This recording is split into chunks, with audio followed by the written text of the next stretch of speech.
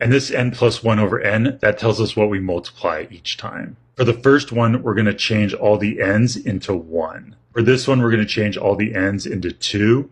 And for this one, we're going to change all the n's into 3. So this represents this product. And now we can simplify it. 1 plus 1 is equal to 2, so we have 2 over 1. 2 plus 1 is equal to 3, so we have 3 over 2. And 3 plus 1 is 4, so we have 4 over 3. And there are a couple different ways to multiply this. I think it's going to be easiest if we cancel stuff out. This 2 on top and this 2 on bottom can cancel each other out. And this 3 on top and this 3 on bottom can cancel each other out. So in the end, we have 4 over 1, which is equal to 4. So this whole product is equal to 4. And that's why this is in the 4 o'clock slot. And now let's look at this one. It's the square root of the square root of 7 squared plus 24 squared.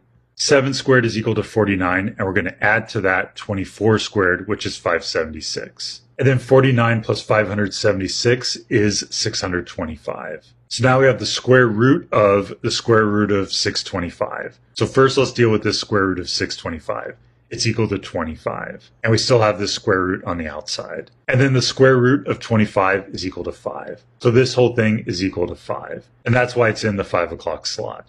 Now let's look at the 6 o'clock slot. This exclamation mark means factorial. This is 3 factorial. That means we're going to do 3 times 2 times 1, and we stop at 1. That's what this symbol means. For example, if it had been 7 factorial, it would have been 7 times 6 times 5 times 4 times 3 times 2 times 1. But since we're just 3 factorial, it's 3 times 2 times 1. And then 3 times 2 times 1 is equal to 6. So this is equal to 6, and that's why it's in the 6 o'clock slot. Now let's do the next one. This is 1/4 times, and then what is this funny symbol? This is called a combination. It's asking how many different ways can we select 2 objects from 8 objects if the order doesn't matter. And here are the notes right here. This is the way we can find that out. You do n factorial over r factorial times the quantity n minus r factorial. And these factorials mean the same thing as they did right here for the 3 factorial. So now to evaluate 8 choose 2, we're going to plug in 8 factorial over 2 factorial times the quantity 8 minus 2 factorial.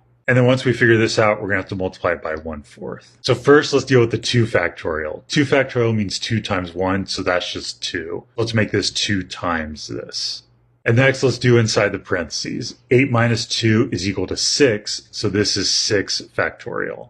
And then on top, for the 8 factorial, this means the same thing as 8 times 7 factorial. And then we can do that one more time to give us 8 times 7 times 6 times 5 times 4 times 3 times 2 times 1. The only reason I'm not showing the 5, 4, 3, 2, 1 here and the 5, 4, 3, 2, 1 down here is because it's easier just to cancel out these two 6 factorials. And that leaves us with 8 times 7 over 2.